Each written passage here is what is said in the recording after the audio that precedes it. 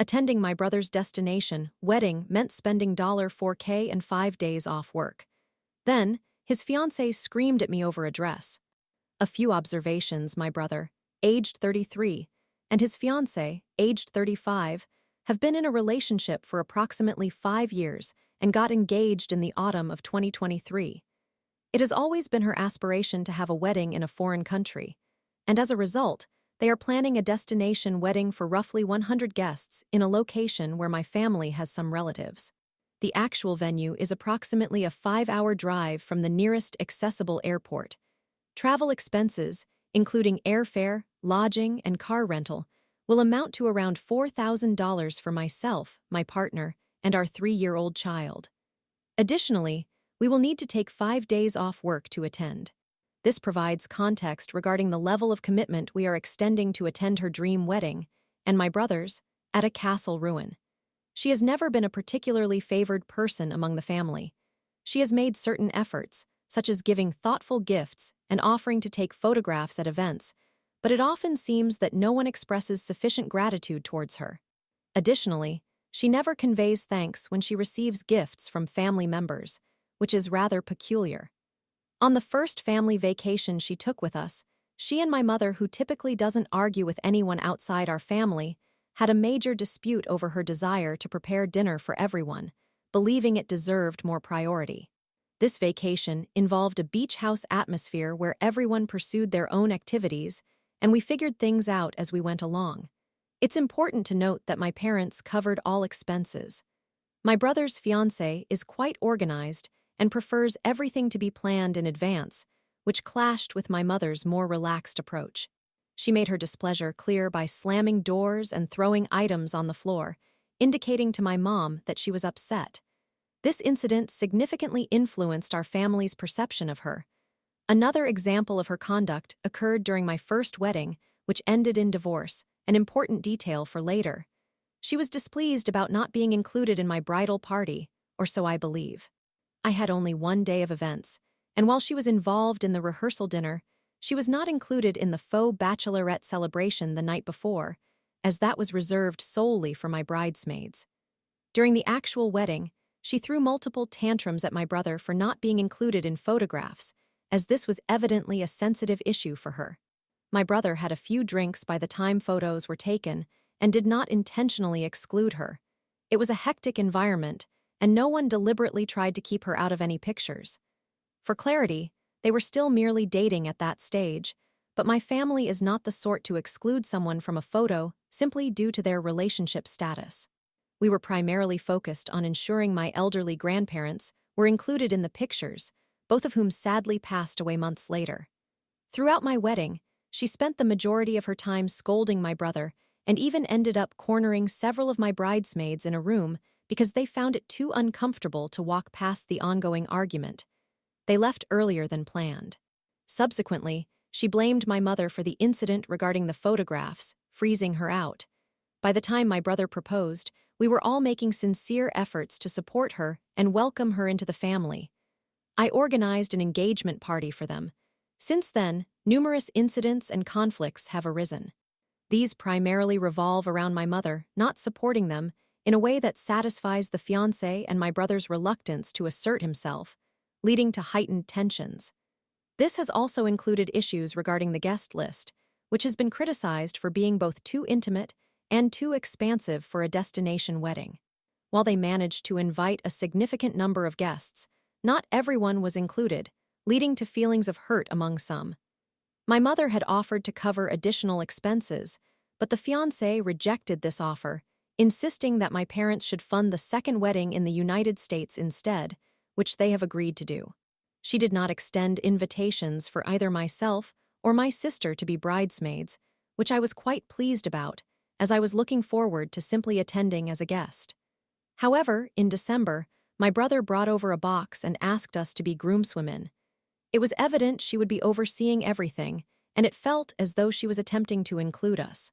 In the note she enclosed, she requested that we discuss dress details with her and collaborate on selecting a dress. I thought this was promising. A few days later, I sent her several suggestions, to which she replied that I could add them to her vision board. I didn't complete this right away due to other commitments. Shortly after, she sent over a few dress options, one of which resembled the one I had suggested, and another that I found quite unattractive. The original instruction was to wear black, but this dress was black with an overwhelming floral pattern. Although I have no issue with floral dresses in general, this particular one was unappealing. I was feeling particularly down after learning several colleagues at my job were laid off. I was irritated that she had sent a dress so similar to mine, but chosen by her, and I had no desire to wear the unattractive floral one. In a moment of frustration, I expressed my preference to wear something of my choosing and made it clear I disliked the floral dress. She indicated that she would need time to consider my request because she really liked how the floral dress complemented the theme of the wedding. At that point, I was triggered by her controlling attitude, upset about the financial burden of the wedding, and wishing I could simply wear something I might use again. I reiterated my dislike for the floral dress and later expressed my frustrations to my brother, believing I was standing up for him. In a moment of poor judgment, he screenshotted my comments and sent them to his fiancée. She responded with a note expressing her hurt that I would speak to my brother and said she was simply sharing dress options she liked and requested that I call her the following day. I called the next day and said I was open to wearing whatever she chose and asked her to send me the link. Unfortunately, she did not respond. She then attended a holiday gathering hosted by my longtime friend and cousin, which included all of the younger relatives. My brother was at work and joined us later. Before her arrival, I confided in my other cousin, the host's brother, that I was apprehensive about seeing her due to our unresolved dress issue. He expressed his frustrations regarding his dealings with her as they frequently clashed over neighborly matters in their apartment building, which is owned by a relative. We were sharing laughs about the dress situation, probably not being particularly kind. When she arrived, I made an effort to be courteous and inclusive because I wanted to avoid escalating any negative feelings. I informed her that I had purchased a spa gift certificate for her and my brother for Christmas and mentioned my excitement for the wedding. Although her responses were somewhat curt, I remained positive overall. Upon my brother's arrival, I greeted him, and shortly thereafter, my partner and I departed due to the increasing level of drunkenness among the guests. I don't drink and could sense the potential for conflict. Upon returning home, an hour later, she called me twice. I attempted to text her to explain I was putting my toddler to bed. She called again, and when I answered, she unleashed a barrage of anger. I hope you are satisfied. I was just confronted over a dress at a bar and we were all kicked out. All over a dress I mentioned liking. Was that your intention? I'm not even sure I want you both in the wedding now. I'm incredibly hurt. It's our wedding, and we can do whatever we desire because it is our wedding. Then she hung up. I was taken aback by this reaction. My cousin contacted me to explain the situation. My male cousin had mentioned to her that he had overheard discussions about the dress. Being a sassy individual, it appeared he was attempting to tease her, but she did not appreciate the humor. Their already strained relationship, stemming from past apartment conflicts, made the situation worse. She asked him to stop, but he persisted, and given that they were all quite inebriated, it escalated. Allegedly, she continued to call me a difficult person she felt she had to accommodate. In response, my hosting cousin lost her patience and confronted her, allegedly highlighting her insecurities and claiming no one liked her. While I am uncertain of the specifics since I wasn't present, tensions rose to the point that the establishment nearly threw them out. They had to restrain my cousin, while my male cousin told my brother that he never advocates for the important women in his life, prompting my brother to snap and attempt to confront him physically.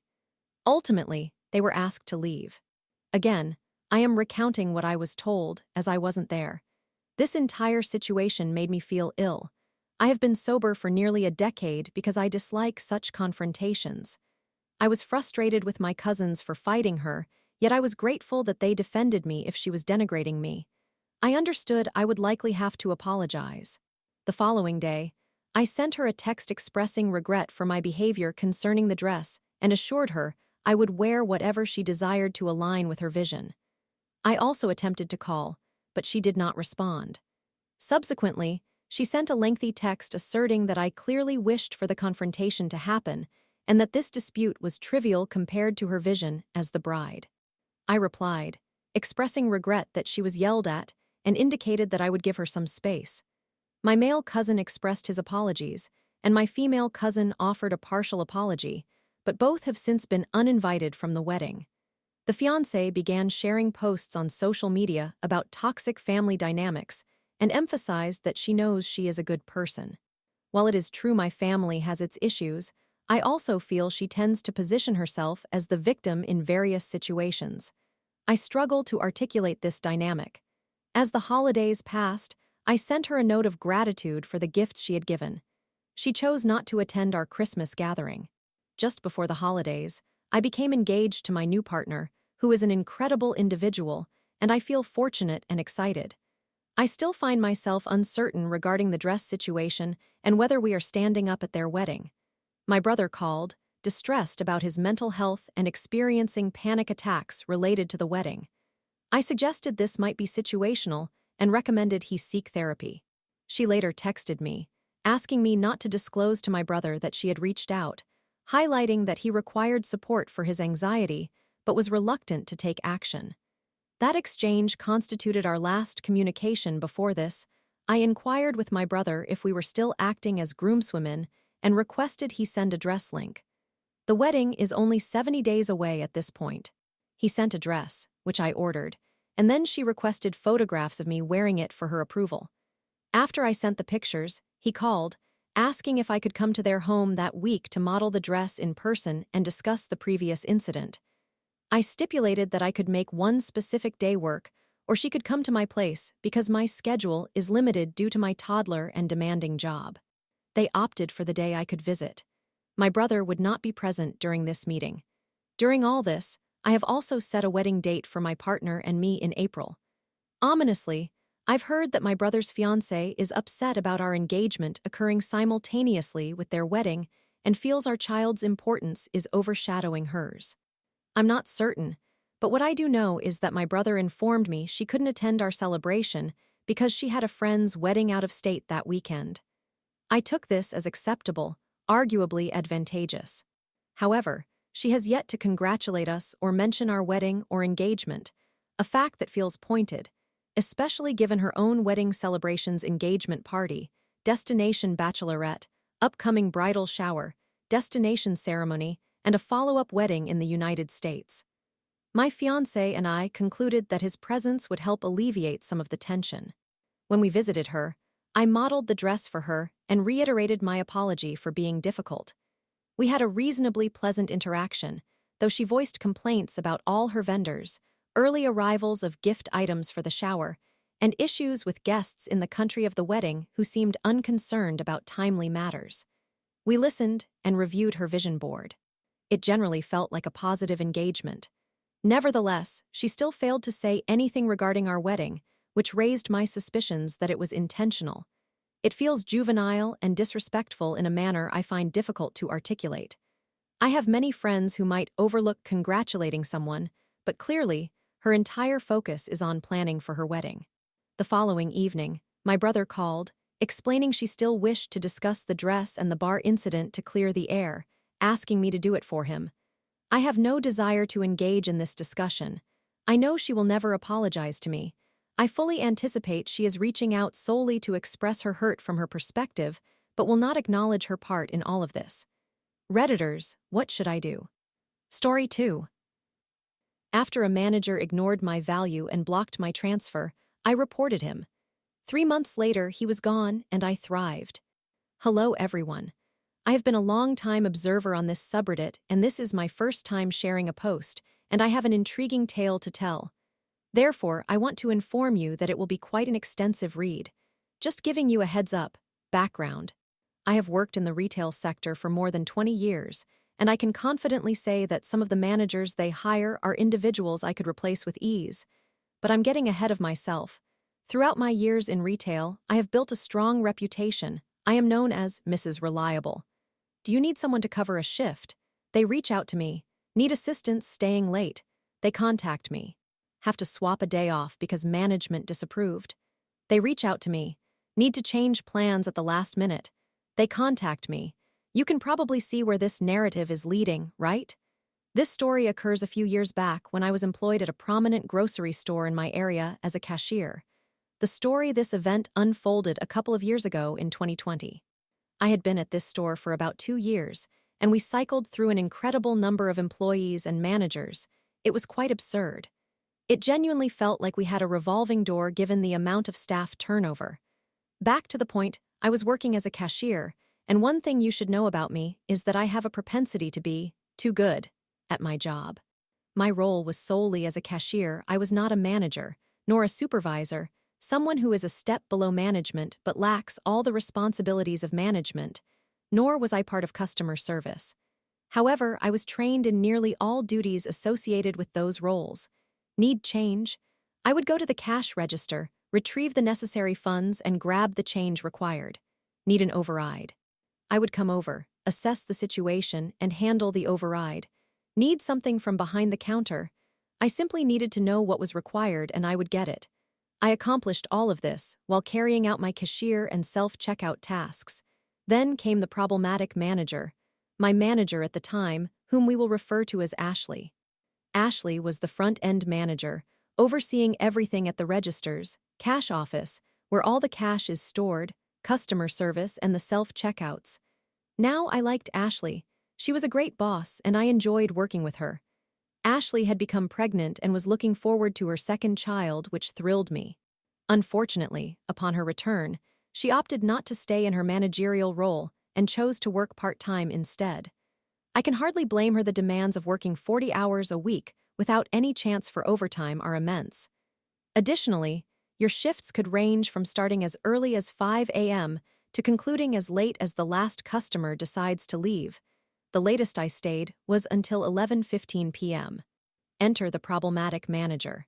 Have you ever wondered what happens to that spoiled child in school whose parents always catered to their whims? That's exactly what this manager grew up to be. He was the sort of manager who, when he assigned a task, expected immediate compliance without questions. Have plans after work. He anticipated that you would cancel them on the spot. Got a doctor's appointment. He expected you to reschedule it to accommodate work. If you said no, he'd respond in the most patronizing tone. Well, I need you to do it anyway, while staring at you with disapproval, essentially trying to intimidate you into acquiescence. The setup. I had encountered my fair share of terrible managers, to the point that if I didn't need the income, I might have walked out right then and there. I had also known a few excellent managers. This one was somewhere in between, leaning more towards the walking out end. I'll admit that over the years I developed a rather sassy, sarcastic personality. I am direct, like a filter, voice my thoughts openly, and do not tolerate nonsense. Apparently, this manager had not understood that I refused to be subjected to unnecessary drama.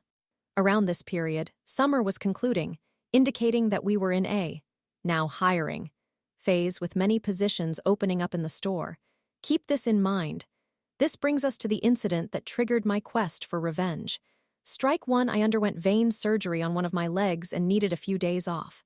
Since I had accrued some vacation time, I utilized those hours so I wouldn't stress about my pay. The day before I was scheduled to return, the manager called asking if I could work from 9 a.m. to 1 p.m. I inquired 3 times during the call, "Who is closing?" Because initially, I was supposed to close that evening until my days off were approved. The manager never provided an answer, leading me to assume they had coverage. Naturally, halfway through my shift, the manager summoned me and informed me that there was no one available to close. Remember, I had asked him 3 times during the phone call. He wanted me to clock out, go home, and then return to close. I declined, and he attempted to guilt-trip me about not having anyone and how, "We really need you to do this." My reasons for declining were simple. 1, I was exhausted and had just had surgery 3 days prior. 2, I had made plans with my husband for the evening. The manager was not pleased, and the next time I worked, he acted petty and passive-aggressively toward me. He either pretended I was invisible, ignored me, or prolonged transactions, chastising me in front of customers for being slow. During my follow-up appointment with the vein doctor, the manager again requested that I come in earlier. I explained that I could not do so due to my morning appointment. Then he uttered his usual line, "Well, I need you to do it anyway," and began staring at me. Unfortunately for him, I had become accustomed to such tactics from Karens and Kevins trying to intimidate me when things went awry. I promptly diverted attention by assisting other cashiers or addressing customers' needs. Upon returning after my appointment, the manager, with a smug expression within earshot of some corporate higher-ups, declared, "Well, it seems you noticed that I didn't call you in because we didn't need you after all." I replied, "Good, because I wouldn't have been able to come in early regardless." Strike 2. Do you recall my mention of the store having openings? Well, customer service was in need of some assistance, and the only means to get there was to ask my manager. I approached him about a position at the customer service desk. Given everything I was already managing, I was effectively performing the role of front-end assistant manager, without the requisite title or pay. The manager indicated he would follow up with me, especially since I had been doing a great job. However, 2 to 3 weeks later, I noticed that individuals I had trained or who started after me received promotions to the customer service desk while I remained a cashier, bearing all the extra duties. The role at customer service would have easily granted me a 50-cent raise. The monitor position would have provided a 75-cent raise. Yet, the manager hesitated to pay more for the tasks I was already undertaking. It was becoming clear that the mentality was, why compensate for the cow when the milk is free? Strike 3, I began searching for another position because I was exhausted by the treatment I received, yet I wanted to give this manager one last chance.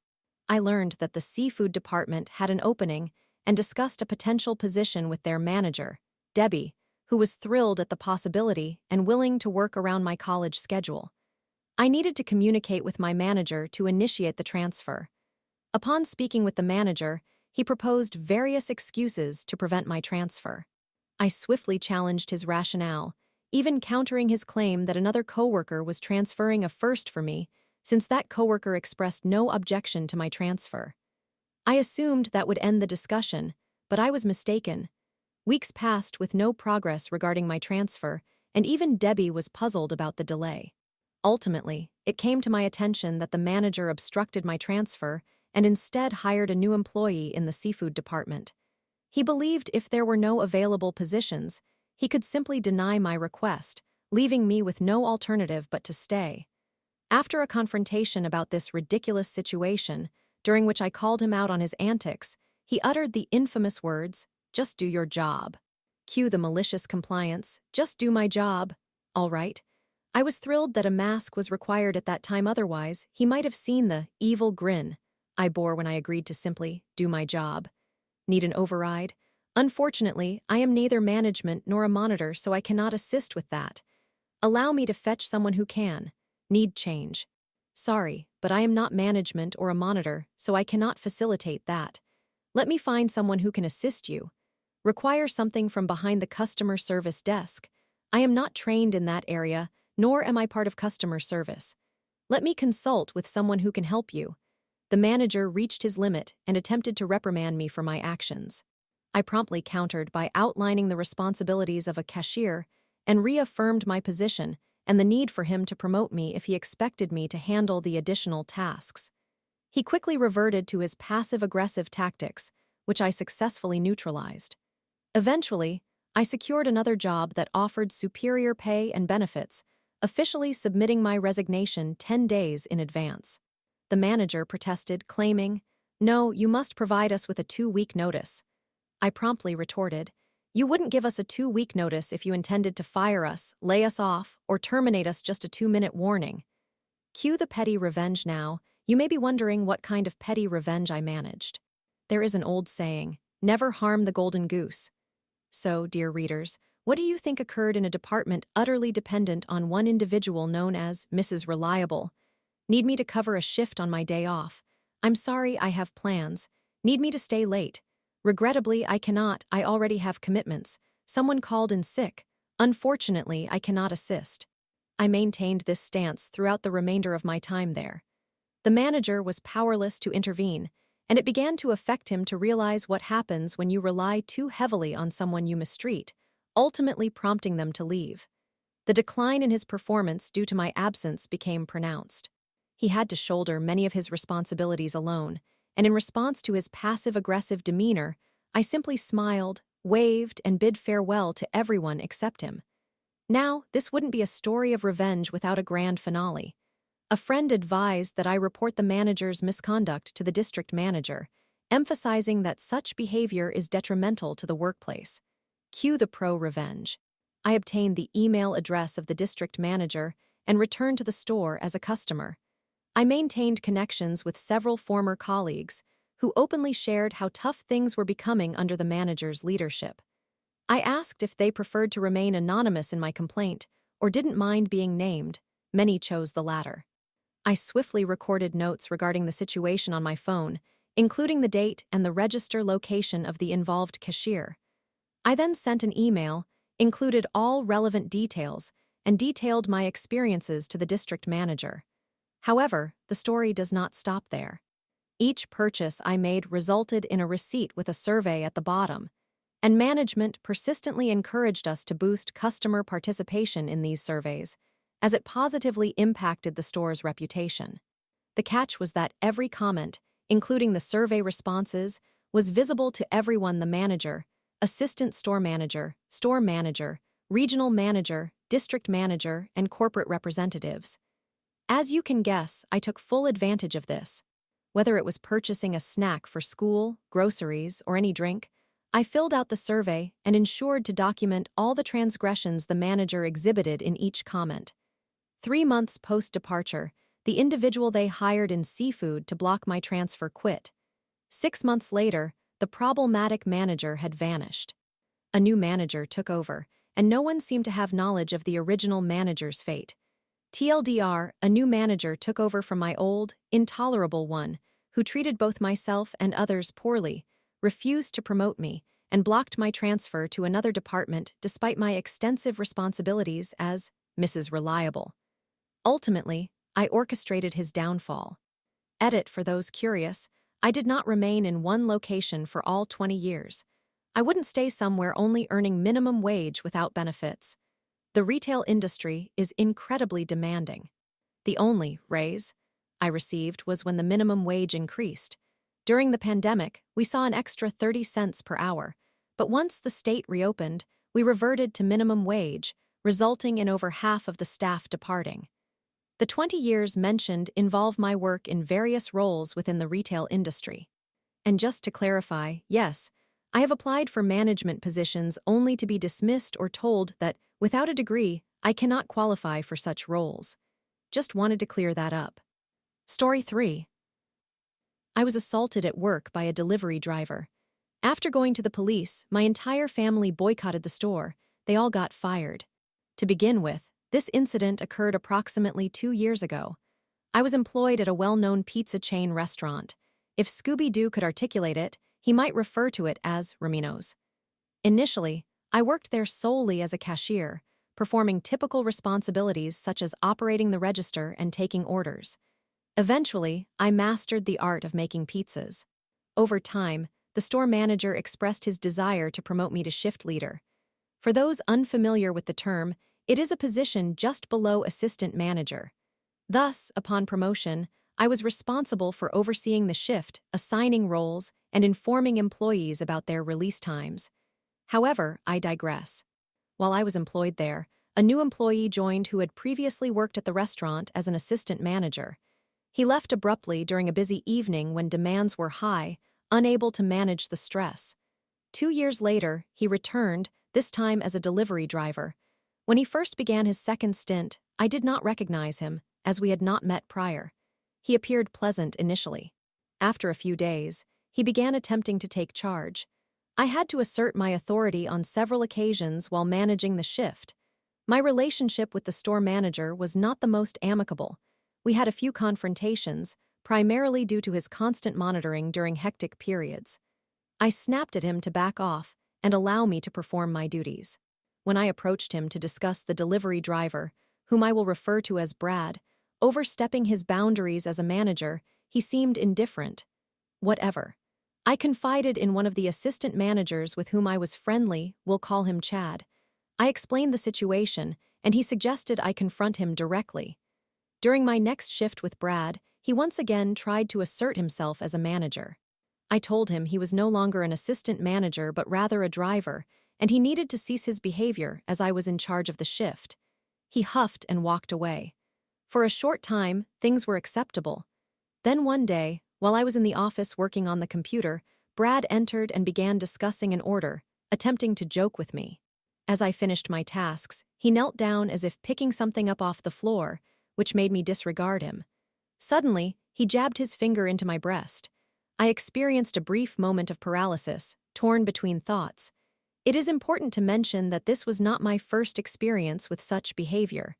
During high school, a boy once thought it amusing to grab my breast forcefully while we were on the bus. I retaliated violently, requiring several individuals to hold me back. He was ultimately expelled from school. A year or two later, a similar incident occurred on the bus, although this time I couldn't react as the bus reached his stop, and he escaped. His parents apologetically contacted me after he was suspended from school. There were other incidents, but you grasp the essence. Returning to the present, Brad jabbed my breast hard, leaving me immobilized. Memories of past experiences flooded my mind. I stood up, stormed out to the back, and slammed the door with force. I paced anxiously for a few minutes, unsure of how to proceed, riddled with anger and a strange sensation I could not identify. At that moment, Brad emerged as if nothing had occurred, lecturing me about keeping the back door locked due to a robbery that happened 4 years prior involving the former store manager's son. The conversation unfolded as follows: me, I do not care. Leave me alone and go back inside. Brad, do not yell at me and use foul language. Me, you seriously do not want to provoke me right now. Go back inside immediately. I will not repeat myself. Brad, what will you do if I refuse? Before I could respond further, Chad appeared, having overheard my confrontation with Brad. Observing my flushed face, he escorted Brad back inside before checking on me.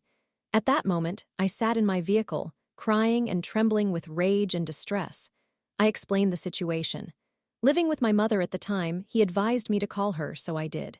I conveyed what transpired, and she urged me to contact the store manager to address the issue with Brad.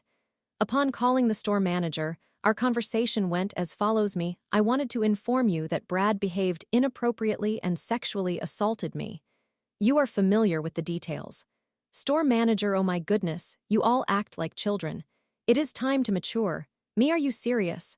I need to mature. One of your male employees assaulted me. Store manager, regardless, I will handle it. Goodbye. When he claimed he would handle it, he meant he would lightly reprimand Brad and send him home for the evening. Fine, I escalated the matter by contacting the district manager. He did not answer, so I left a voicemail expressing the need to discuss Brad and warning that I would file charges if he did not return my call. No response was forthcoming. Thus, I decided to file a police report. Afterward, my statement was recorded and a court date was established. On the day of Brad's arrest, all of us were working together, including Chad, Brad, the store manager, and several others. When the officer arrived to apprehend Brad, witnessing the look of disbelief on his face was priceless, as was the store manager's reaction. The manager repeatedly questioned the officer regarding the arrest, but the officer stated he could not disclose details unless Brad chose to. Brad was released a few hours later, and it turned out the district manager had bailed him out. I was outraged. Brad returned to the store and recounted his experience to the store manager. I was sent home early due to the ongoing situation, and I was informed neither Brad nor I could return until the matter was resolved in court. My mother worked nearby, and the following day she spotted Brad enjoying himself with the store manager and district manager. I contacted the district manager and inquired why Brad was allowed to return while I was not. He spouted nonsense about my toxic relationship with the store manager, justifying my exclusion from work, and offered me a position over an hour away from my home, with no guarantee of the same pay or role. I firmly told him to keep the job and end our communication. On the court day, I arrived and made my way to my lawyer and support advocate present. The hearing commenced, and the verdict was not guilty. This was frustrating, as I wished Zach, a pseudonym for privacy reasons, could have testified.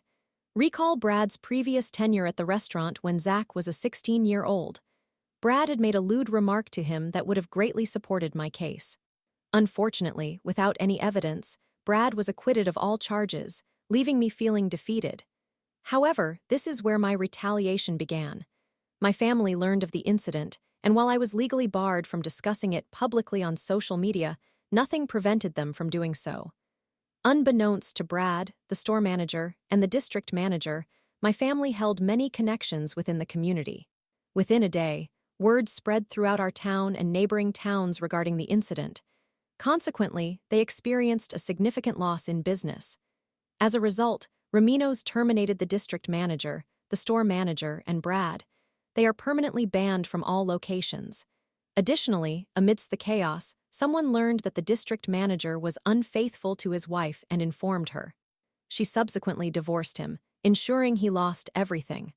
Ultimately, everything could have resolved amicably had the district manager simply returned my call or supported me. Instead, he chose to side with a predator. In the end, I emerged victorious. In summary, an employee sexually assaulted me, and the district manager and store manager protected him. The store faced a boycott, resulting in a significant decline in sales. Eventually, the higher-ups discovered the truth, leading to the termination of the 3 individuals, who are now blacklisted from all stores.